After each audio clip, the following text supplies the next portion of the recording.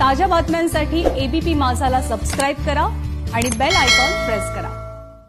मुंबईतील बत्ती गुल झाल्यानंतर नाशिकच्या एकलहरे औष्णिक विद्युत प्रकल्पातील बंद पडलेला संच सुरू करण्याचा निर्णय घेण्यात आलाय। दुसरीकडे एक जुनी चिमणी पाडण्यात आली आहे। विजेची मागणी घटल्याने 6 महिन्यांपासून हा संच बंद होता, पण ग्रीड स्टॅबिलिटीसाठी नाशिकचा संच सुरू असणं गरजेचं असल्याचं मत व्यक्त होत आहे।